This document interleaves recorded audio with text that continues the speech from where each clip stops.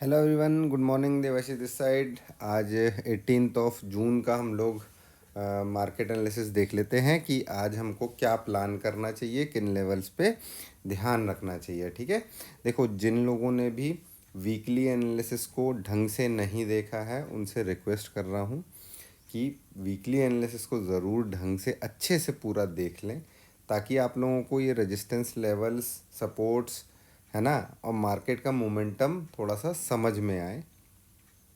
देखो, चीज़ें करनी है तो टाइम तो देना पड़ेगा, बिना टाइम दिए नहीं होगा, है ना। तो वीकली एनालिसिस ज़रूर से देख लें, आप लोग नहीं देखा है अभी तक तो, और पूरा देखें, इत्मीनान से बैठ के पूरा समझें उस चीज़ को, वो ज़रूरी है ना। चलो देखो, आज सिंपल सा है, मैं थोड़ा सा जल्दी आज एनालिसिस पोस्ट कर रहा हूँ, बना रहा हूँ, बिकॉज कि मुझे थोड़ा सा काम है, इस वजह से मैं थोड़ा सा जल्दी ही पोस्ट करके चीज़ें आप लोगों के लिए दे रहा हूँ। हो सकता है थोड़ा सा ओपनिंग पे ऊपर नीचे हो जाए, ठीक है, लेकिन मुझे ऐसा अभी लग नहीं रहा है कि बहुत ज़्यादा कुछ डिफरेंस आएगा। बट थोड़ा सा देख लीजिएगा, है ना। देखो, जैसा कि हमने वीकली एनालिसिस में एक डोजी कैंडल फॉर्म होती हुई देखी थी, है ना। और जिन्होंने भी वो देखा है एनालिसिस, और जो ये एनालिसिस देख रहे हैं, वो लोग मुझे ये बताइएगा कि 1 डे के टाइम फ्रेम पे जो डोजी कैंडल बनी है, उस डोजी कैंडल को का क्या नाम है, उसको कहते क्या है, कौन सी डोजी कैंडल है ना। ये आप लोग थोड़ा सा ढूंढ के मेरे को बताइएगा कमेंट्स में, है ना। चलो, सिंपल सी बात है। अभी मुझे ऐसा जो अभी ओपनिंग दिखाई दे रही है वो ये दे रही है कि हमारे को 23,609 के आसपास, करीब करीब 150 से 250 पॉइंट गैप अप हमको ओपनिंग देखने को मिल सकती है। ठीक है, और ये आप लोगों को उतना आश्चर्य होना नहीं चाहिए, क्योंकि ये चीज़ हमने वीकली एनालिसिस में मैंने आप लोगों के लिए पोस्ट किया ही था।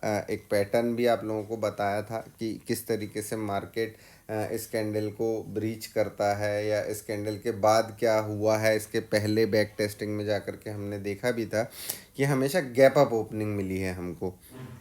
जब भी ऐसी कैंडल 1 डे की टाइम फ्रेम पे मिली है, उसके बाद वाले दिन हमको गैप अप ओपनिंग मिली है। तो आज मेरे लिए ये देखना बहुत इम्पोर्टेंट होगा कि क्या मार्केट इसके ऊपर ओपन होने के बाद सस्टेन करता है या नहीं करता है। ठीक है, अब मेरे लिए बहुत इंपॉर्टेंट लेवल है 23,490, मतलब 23,500 का लेवल अब मेरे लिए बहुत इंपॉर्टेंट है। अब इसके ऊपर सस्टेन करना चाहिए भाई, है ना।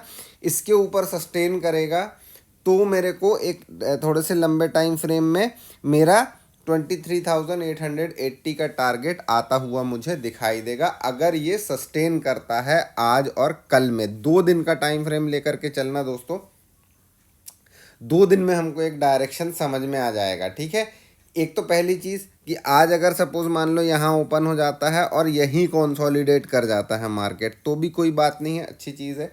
ठीक है, मार्केट सस्टेन करने की कोशिश कर रहा है। ठीक है, अब यहाँ पर क्या करने का है, यहाँ पर जैसे ही ओपन होगा मार्केट, एकदम ये नहीं हो जाना कि भैया अरे गैप अप ओपन हो गया है अब यहाँ से और ऊपर चला जाएगा, नहीं। यहाँ पर थोड़ा सा वेट एंड वॉच का टाइम लेना है हमको। और ये जो करीब करीब 25 पॉइंट की रेंज है, 23,609 से लेकर के 23,578, ठीक है, इस रेंज में अगर मार्केट रुकता है, ठीक है, इस रेंज में अगर मार्केट रुकता है, यहाँ पर कोई बुलिश प्राइस एक्शन बनाता है, तो हम अपसाइड की ट्रेड लेंगे।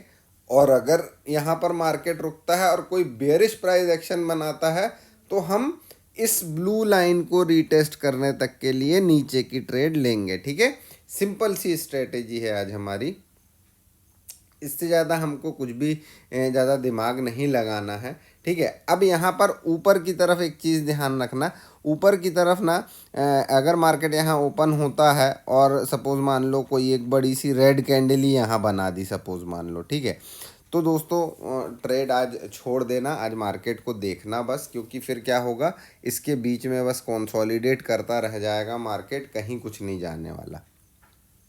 ठीक है, तो ये कंडीशन अगर बन जाती है तो ये कंडीशन पे थोड़ा सा सावधान हो जाना। ठीक है, अच्छा, दूसरी चीज़ कि अगर यहाँ कहीं कोई बड़ी रेड कैंडल बन गई, ठीक है, रेड कैंडल बन गई, यहाँ पर मेरे को कुछ बुलिश प्राइस एक्शन दिखा, ठीक है, इस ट्रेंड लाइन के ऊपर, तो फिर मैं अपसाइड की यहाँ से एक पोजीशन बना सकता हूँ। ये थोड़ा सा रिस्की ट्रेड होगा, लेकिन ये रिस्क लिया जा सकता है। यहाँ से मार्केट अपसाइड की मूवमेंट हमको देना चालू करे, ठीक है, ये रिस्क एक लिया जा सकता है। तो इस पर थोड़ा सा ध्यान दे लेना। ऐसा नहीं करना कि यहाँ से दो बड़ी रेड कैंडल बन गई या कुछ रेड बन गया और यहाँ आ गया मार्केट, तो आपने यहाँ से पुट की तरफ के ट्रेड सोचने लगे। नहीं, आपको लॉजिक पता होना चाहिए। अभी क्या हो सकता है, मार्केट इसके ऊपर सस्टेन करने की आज कोशिश ज़रूर करेगा और अपसाइड की मूव हमको देने की कोशिश ज़रूर करेगा। तो इसीलिए अगर अच्छा होगा अगर मार्केट यहाँ खुलता है और हमको यहाँ कहीं पर कोई, या तो धीरे धीरे धीरे धीरे आता भी है ना, धीरे धीरे धीरे धीरे आया, फिर यहाँ पर आप लोग अगर यहाँ कोई पुट की पोजीशन कैरी कर रहे हो, यहाँ निकल जाने की कोशिश करना दोस्तों, है ना, अपने प्रॉफिट्स को बुक करने के, प्रोटेक्ट करने की कोशिश करना। यहाँ से फिर ये अगेन ऊपर की तरफ की मूव हमको दे सकता है। तो इस जोन को थोड़ा सा ध्यान रखना।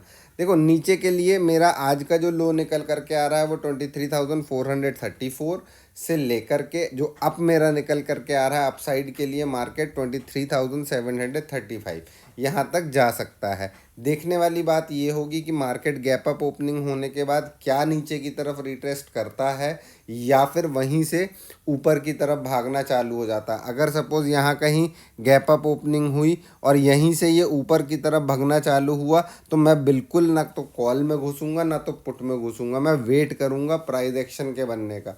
रजिस्टेंस लेवल्स आपको पता है, यहाँ पर मैंने नोट डाउन कर दिए हैं। तो रजिस्टेंस लेवल पे हमको क्या देखना है, किस तरीके से ट्रेड प्लान करना है, ये आप लोगों को पता होना चाहिए, ठीक है। सेम एज अगर हम बैंक निफ्टी में जाएंगे, बैंक निफ्टी में देखो सिंपल सा क्या सीन सिनेरियो बनकर क्या रहा, ये कंसोलिडेशन जोन है मेरा। कौन सा, 50,252 से लेकर के 49,802, ये मेरा एक कंसोलिडेशन का जोन है, ठीक है। अगर मार्केट इसके ऊपर गैप अप ओपनिंग होता है, यहाँ आता है, अगर इस रेजिस्टेंस को मार्केट सपोर्ट बनाने की कोशिश करेगा तो हमको एक अपसाइड की मूव अच्छी देखने को मिलेगी। नेक्स्ट रेजिस्टेंस हमको मिलेगा 50,505 के आसपास, ठीक है। लेकिन अगर मार्केट इतना बड़ा गैप अप ओपन होता ही नहीं है और इसी जोन के अंदर रह जाता है, तो भाई अवॉइड करिएगा।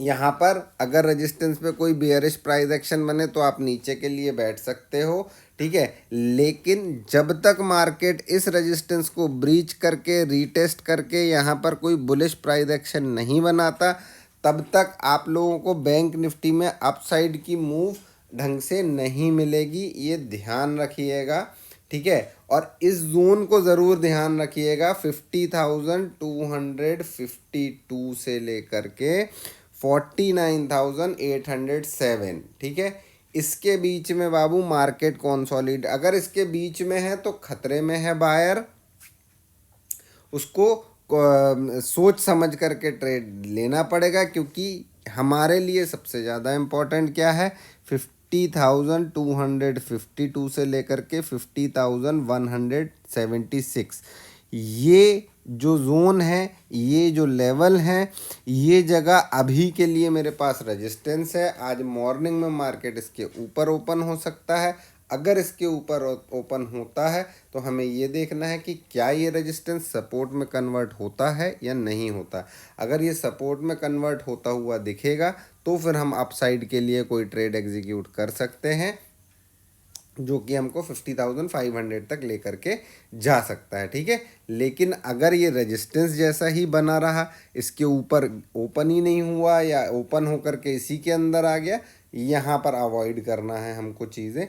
और यहाँ पर अगर मेरे को कोई बियरिश प्राइस एक्शन दिखता है तो फिर मैं नीचे के लिए बैठ सकता हूँ। और नीचे के लिए क्या बैठूँगा, केवल और केवल ये गैप को फिल करके ऊपर जाने की कोशिश करेगा, ये मेरा ऐसा सोचना है। तो मेरा लो जो है वो 49,950 का ही मेरा लो निकल करके आ रहा है, जो कि हमारा कल का लास्ट ट्रेडिंग सेशन का क्लोजिंग है, ऑलमोस्ट 50,000 के आसपास क्लोजिंग है, उससे नीचे 50 पॉइंट्स और नीचे का लो निकल करके आ रहा है। हाँ, अपसाइड की तरफ अगर जाएगा तो अपसाइड की तरफ हमको 50,614 के लेवल्स दिखाई दे सकते हैं। ठीक है, तो इस चीज़ को बहुत अच्छे से देख लीजिएगा, नोट डाउन कर लीजिएगा। ठीक है, best of luck, proper trade करिए लेकिन प्लान के साथ ट्रेड करिए। ठीक है, जल्दबाजी नहीं करना है। हम बहुत सारी चीज़ों पर डिस्कशन कर चुके हैं और हमको वो सारी चीज़ें ध्यान रखनी है और हमको कहीं फंसना नहीं है दोस्तों, है ना। चलिए, बेस्ट ऑफ लक।